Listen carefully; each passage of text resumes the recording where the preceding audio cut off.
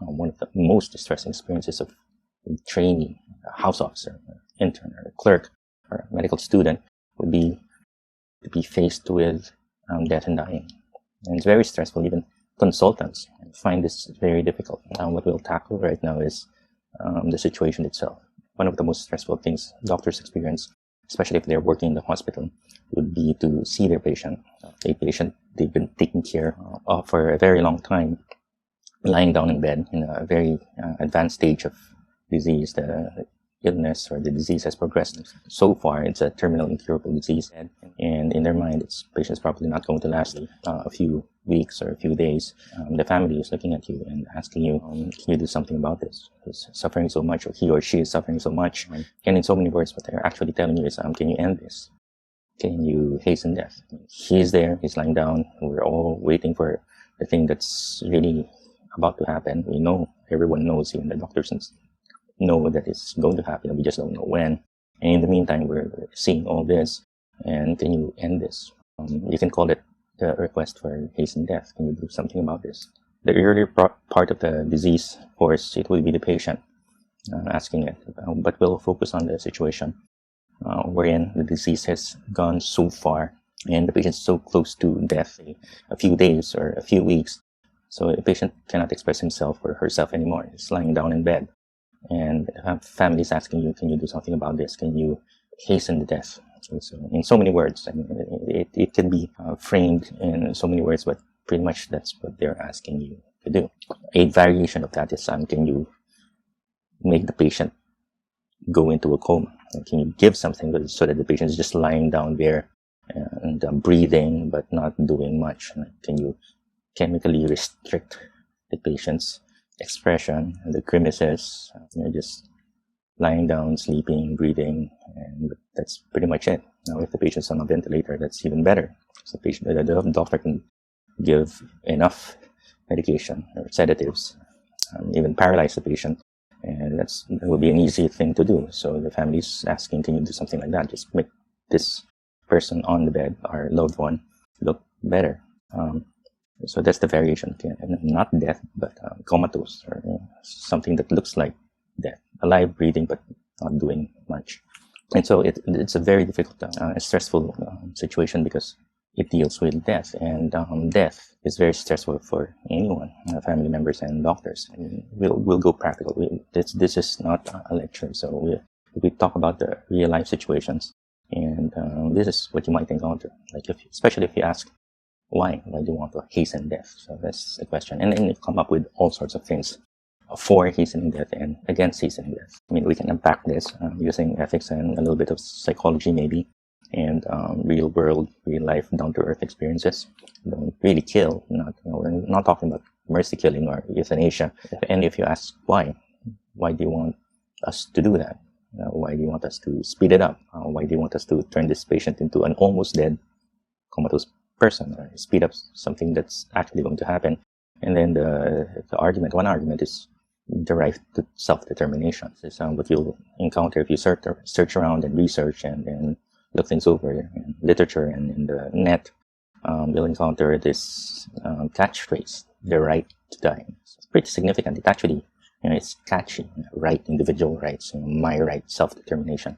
It's catchy depending on what society you're in. So if you're in a Western society or a Westernized society like our society or country, or at least in the metropolitan area, it's individual right, individual freedom, self-determination. That's pretty strong because that's the way they live, the right to self-determination, or at least they want to feel like they're living in a place which respects their decisions and allows them to live their life fully. Right to self-determination, if you ask people to describe it, they will describe stuff like the right to pursue happiness, the right to pursue a life that I want, and since it's Westernized, it's very close to the right to pursue happiness. I want to be happy, I don't want to be stressed. So the very idea, if you go ethical, apply to this particular case. Your family members are speaking for you. If you're surrogates, maybe you're kind of barely awake and you're the one asking the doctor to hasten your death. That's also possible. But most of the time it's the family members. So first assumption is the family members know the patient fully and completely. The family members know the patient completely so that they can actually speak for him about this very, very sensitive topic. Right now, the way he's doing right now, if he can actually manage to become alert enough and tell you what he wants, he'll want you to hasten death. And we're telling you that. So please hasten the death. It's his right. We're speaking for him. When we speak, it's him speaking to you. We're the surrogates. We're the surrogate decision makers. We are the representatives. So when we speak, he's speaking through us. Of course, that's the big question mark there. But assuming that's true, it's his right. He's not hurting anyone. So as long as you're not hurting anyone, you have the right to do what it is you want to yourself. So that's including the right to die, especially if you're in a situation like that. Okay, so that's the right to die movement, self-determination, the ultimate expression of the right, self-determination. Of course, if you think about it, if you extend things a little bit, it can apply to anything. The right of the person to commit suicide anytime they want, assuming that he doesn't have, he's not undergoing a lot of stress, in which case the decision-making, the rational part of his being is not working too well. So maybe he's not thinking well, right? So that's the big question mark. Assuming that's not the case, and assuming that he doesn't have any huge psychiatric or psychological problems meddling around with his decision-making process, if he feels like the life is not worth living anymore, for whatever reason, even if he doesn't have any terminal disease, then right to self-determination, the right to die, would say that we should allow him to do whatever he wants, as long as and it's not hurting anyone. And the idea is, if you want to hasten your death, I mean, we're not hastening the death of your family members. We're not hastening the death of the people in the hospital or your doctors. We're hastening your death, and you want it. So you're not hurting anyone. You're the one who's going to die. So as long as you're not hurting anyone, then it's your right to do whatever it is that you want, or it's your right to ask your doctors to do for you whatever it is that you want. Now, I mean, there's so many ways of looking at this, but one common argument against this: you're the one who's dying, everyone else is not dying, so you're not hurting anyone. But you're not dying in a vacuum. You're dying in front of everyone else. If you go beyond the physical harm, then obviously you might be hurting, or you're probably hurting emotionally, existentially, the people around you, or the people who have knowledge of what just happened, or the people who have knowledge of what you want. I mean, that has a strong impact to the people closest to you. If we legalize the matter and we uphold and created the law and allow people to, under certain very strict conditions, allow the people to choose death, or a rapid death, if there are certain conditions, including you're terminal, you're about to die in a few weeks or a few months, and there's no hope, and you want it, and everything else, and people read about it. I mean, it's not as if it's not impacting on them, and it's not as if the impact is positive. So in a sense, you're negatively hurting or negatively affecting some people or many people, especially if you're in a country, a religious country, or a country with very strong traditional religious beliefs, very strong traditional Judeo-Christian beliefs, or some beliefs, and not congruent with this idea of anyone has the right to decide what they want to do with their own body, including the right to die early. And if they cannot do it to themselves because they're lying down in bed and they're kind of weak, then the state should enforce this right by making his physicians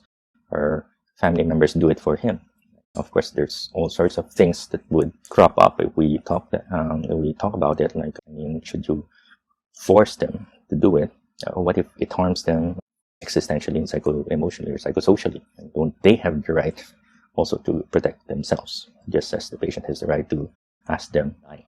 Unfortunately, other people have to do it to him. Wouldn't that hurt the other people doing stuff to him? Wouldn't that hurt some of the family members who really would have a very hard time accepting the idea of hastening the death, right? So, okay, we'll stop there. But the purpose of talks is to just give you little guideposts or my ideas and opinions, so that you can wade through the topic yourself. You know, you're about to become doctors, or you already are doctors in training. So the idea is not, you know, the classrooms and the lectures are done with.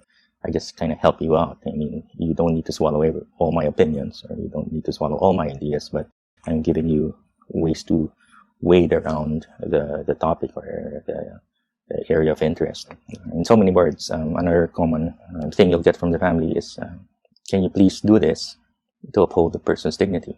This is a very non-dignified state. Look at it. There's no sense of dignity looking like that, and we're pretty sure he feels that way also, though he cannot express it himself. Well, the usual picture is the person is in the hospital bed. There's tubes coming out of him, usually, or sometimes not. Especially if the doctors don't need to stick tubes into this person. It's not like everyone is in the intensive care unit with all sorts of tubes attached to him. That's not. The truth is, that's the minority of cases. Most people dying in the hospital are in regular rooms with some monitors attached to them, but not the dramatic stuff you see in the picture, which we sometimes use to argue for a more conservative approach to death. Like, we show this picture and say, do you really want to do that? Or do you really want the hospital or the doctors to do that to your own body? And of course, the person will say, look at the picture, and it's like, someone with like 20 tubes sticking out of him or coming out of him. And of course, the reaction is, of course not, right? So, and therefore, and then you sell the idea of a more relaxed, conservative approach, or an approach which has other goals in mind, a peaceful death. And, that's the marketing gimmick, or not really gimmick, but that's how we sometimes market palliative care and hospice, right? So, but most of the cases you're in the room and there's just barely few things coming out of the person, and the argument is, but something in them makes them think it's not dignified anymore, and that state is not dignified. The dying process itself, and the fact that this person is not talking, it's not eating, it's just there, maybe groaning, and with a very progressive, active, scary thing growing inside of him, if it's a cancer, or organs deteriorating, and then the person will start having apnea spells or disordered breathing, which comes with death, and they're saying that's we should uphold dignity, and there's no dignity in being in that state, and we're speaking for him. Okay? Again, we're speaking for him. If you ask him, and he can tell you there's no dignity in this kind of state, and of course we can unpack things a little bit, but what I find interesting, just to drive the point, I'm not saying it happens all the time, but there is you go in the room, you're the care provider, you look at the patients just lying down in bed, gasping, but you don't actually feel the gasping if their consciousness is so far down. And a family member says, dignity. There's no dignity in that. Meaning it doesn't feel like it's worth living. And then the question is, since that's the case and you cannot improve the situation anymore, can you just speed it up a little bit? If our family member can speak for himself or herself, that's what they'll want. And then sometimes it would cross your mind, well, it looks pretty peaceful to us. It looks pretty peaceful to me. All I see is someone whose consciousness is so far down with some discomfort, but we know we're using a lot of medications to counteract that. We're even using sedatives, and I don't see why this is so undignified. I'm not saying that it happens for all cases, but if you're in that situation, then the question is, what's making everyone, sometimes the doctors are actually the ones saying it, what's making other people say that we're not upholding this person on the bed's dignity? And the answer is the fact that this person is lying down in bed dying itself, that fact. Regardless of whether everything's clean, everything's peaceful, it's the dying process itself. It's undignified. Now, this is fairly new. If you really try to figure this one out, it's fairly new. The dying process, or a person's dying, for several centuries, there's a lot of dignity in that kind of state. Or for many centuries, that's even the most dignified thing you can achieve in your life. And of course, we can spend a lot of hours trying to figure this one out, but we won't go into that. We'll probably do that for some other time. But maybe it has something to do with our idea of what a dignified life is. And again, our concepts of life in Western and Westernized societies would be the life we see in the television show, and the life we're being made to live, or the life we're being made to aspire for. And that would be a happy life. You watch the advertisement, you're happy, you eat, you go to a nice restaurant or even a fast food, and you see these people crunching away or munching away in advertisements, and they look like they're having a swell life, a tourism kind of advertisement, and they go there and they're having fun, they're snorkeling. That's a dignified, happy life. Now, if you're in a state where you cannot do all those things, then there's no dignity in that. Or maybe for doctors, the thing that would apply to you is you're a doctor, you treat people, you have a life purpose, right? And then you go home, you drive your car, and in a place where medicine's very lucrative profession, usually in the places where medicine is highly commercialized, those two usually go together. And then suddenly you find yourself lying down in bed doing none of those things, no awards, no prestige, no nothing. And then the idea is that's not a very dignified life. Sometimes that's what everybody means. Another question that might enter your mind is this: if during the earlier part of the process, everybody's having a hard time trying to talk about death and dying. I mean, we even had problems with disclosure, like, not telling the patient about it. So it's like a taboo topic. So it's not out in the open. Or even if it's out in the open, it's so distressing that people don't really want to talk about it. And now the patient's lying down in bed, and people are saying, if I was talking for him or her, this is not a very dignified life. Or the doctor is even saying, I agree with you. The question is, what's your basis? I mean, for the past several months, you've avoided the topic of death and dying and the dying process.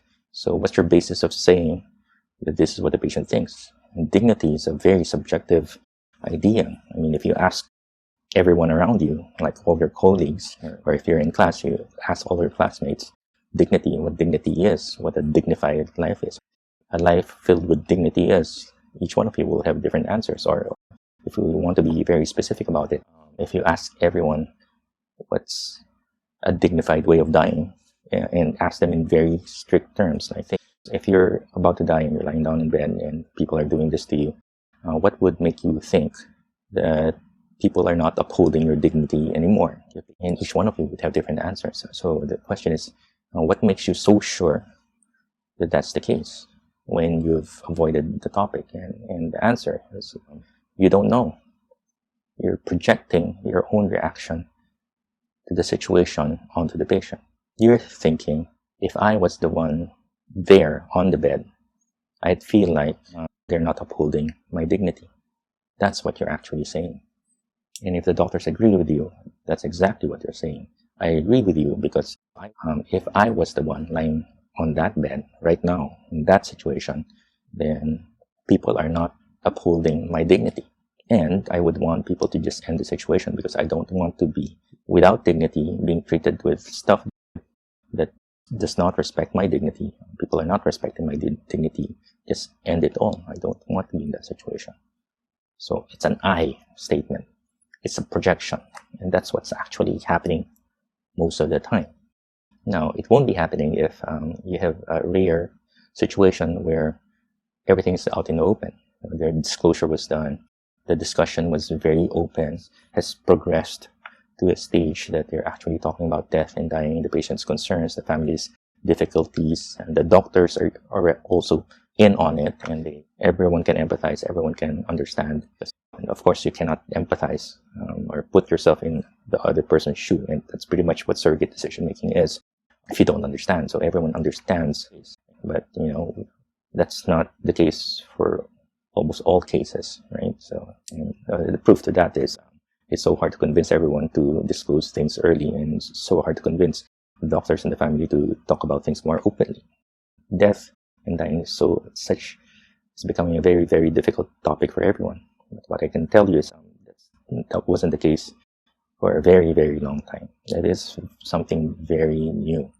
It's the way societies or people in modern times, past 50 to 100 years, view life. What's the life that's worth living? And our definition is very different from the way we defined things a long time ago. Personally, I think part of the reason is we took out the subjective view of the world. Even worse, we took out the spiritual, religious traditions of the world from everything. And we started out with the very scientifically inclined university centers, and then we worked through the professionals went through the doctors and the nurses, and now everybody thinks that way. And of course, we worked on everyone. And so people now have a different view of what a life worth living is. I saved the best for last. The most common thing that you hear is, please hasten the death, or make this person look like they're really dead, meaning comatose, not moving. It's because this person is suffering. Okay? Or another way to express it is because this person is in pain. The things that come to mind when we deal with this topic is very similar to the things that come to mind when we talk about a heavier term like dignity and not in being a dignified state anymore. This one is suffering and pain. A lot of times we pretty much have a lot of things under control. I mean, we cannot make a lot of things go away completely, but we can give enough medication to make the pain bearable. The pain is probably going to be just as hurtful as a toothache, or maybe even less, since we are less restricted about the side effects of the analgesics or the opioids. We give as much to make the patient comfortable, or at least make the discomfort tolerable enough, down to the level of stuff you experience in ordinary life, like a wrist sprain. We can even make pain go down that far. So if you're nauseated, that's easier. We can pretty much knock that one out most of the time. And so we have a lot of stuff to deal with physical symptoms. Now, if the family is referring to especially if they use the word pain, I mean, it's not as if when families say pain, they talk like the psychiatrists or the hospice people or the palliative care doctors, and they go, by pain we mean the holistic kind of, and of course lay people won't do that. So when they say pain, they mean like it hurts. So physical symptoms, physical pain, physical discomfort. Not everyone would be in severe pain. It's a common symptom, but it's not the universal symptom for people who are dying. A lot of people die without severe pain, especially if the disease process is not the one that causes a lot of pain, but you're still dying. Shortness of breath is actually more common than severe pain and discomfort. And the situation again is this. I mean, this is a situation that might happen. You're looking at the patient and assuming that, you're in a decent hospital and palliative care and hospice in your country has progressed enough that it can actually do a decent job in controlling the physical symptoms. And the family says, this person is in pain, please hasten, speed things up. And then you're looking at the person and you know what you're doing, and you have fairly decent ways of assessing the situation, and you can actually do more. And you're wondering, what kind of physical symptom distress or what kind of pain are they talking about? Things look like they're pretty much well under control. Maybe this person is feeling a little bit nauseated, but my nausea yesterday was worse than that. And maybe this person is feeling a little bit of pain, but my ankle sprain 1 month ago when I tried my luck with jogging was more painful than that. So what kind of pain, what distress are they talking about? It has to be significant. It has to be severe, because you want people to end their life, or you want people to speed things up. And my opinion is, and this is shown in some studies, although these are difficult studies. Anything that deals with beliefs, meaning, emotions, psychosocial, you can easily sit down, be very critical, and punch holes. Of course, that's very complicated, but a lot of studies right now point to the fact that when people say they're in pain, and then you're looking at the situation, and you don't see a lot of pain enough to kill someone, what they're actually saying is it's an undignified state. There's so many stuff, but the first thing that comes to their mind would be pain. But if there's no pain, why are people saying there's pain? Even doctors are saying, oh yeah, I agree with you, there's pain. And then we go to the same situation. How can the people around this person, how can the doctors or the caregivers around this person say that this person is experiencing a lot of pain? I mean, the person is not talking, and you're doing a lot of, giving a lot of medication, so they're not the ones lying down in bed. And there's so many ways to control the physical pain. So why are we insistent that there's a lot of pain? Please speed it up. And the answer a lot of times is you're projecting your reaction. You're feeling a lot of pain and distress. And it's not just physical pain. You're feeling a lot of emotional pain just looking at your family member. There's a lot of emotional pain, a lot of existential distress. And you're projecting it onto this person lying down in bed. It's happening with the family members, and it's also happening with the nurses and the doctors. So when they say, I agree with you, there's a lot of physical suffering and physical pain, even if a third person observer would say, what are you guys talking about? What's really happening is the people around this person and the carers close to this person who agree that there's a lot of pain and, physical pain and suffering are actually saying, we're experiencing a lot of difficulties. It's projection. I mean, a lot of times it's that. There's no other explanation most of the time. Right? The other reason why people say pain and suffering a lot is, of course, the fault of our fault. Hospice and palliative care. We were so successful. And our battle cry is, why are we letting people die in severe pain and in severe suffering? People shouldn't die in severe pain. And then we show them a person who's like shouting in severe pain, and then we come along and the patient's very peaceful and calm. That's the advertisement. Or the patient shouldn't die suffering. Now, suffering is actually a big word. I mean, it's almost as big as dignity, although when we talk about suffering, it's easier to come up with a mental picture of suffering. And if you do a survey, people would have more similar ideas about suffering compared to the word dignity. Of course, it will still be different because anything that's subjective would vary. And when you ask people around, anything subjective would vary. Even pain is actually subjective. We just decided that we can come up with a 0 to 10 score, then it looks objective. But if you really think about it, what makes a 7 for one person, a 7 for the other person, and what are the factors that would make the person say 7 when in fact it's a 4 or a 5 or an 8? And what are the emotional factors that, aside from the physical factors that go into a 7? We've pretty much proven that the same kind of physical mechanism, very similar physical stuff happening inside, can be perceived as severe pain by one person, and like an 8 or a 9 out of 10. And another person can experience it as a 3 or 4. So it's subjective. We just made it look objective. So how can we say when the person cannot express himself anymore? And there's no way for us to second guess the person, because a lot of times we don't really talk about it. We even have a problem with disclosure, and we even have a problem with openly talking about the person's ideas about suffering, or person's ideas about what care he wants. Probably didn't talk about pain and suffering too much, or the idea of suffering. Suffering is a big word, right? So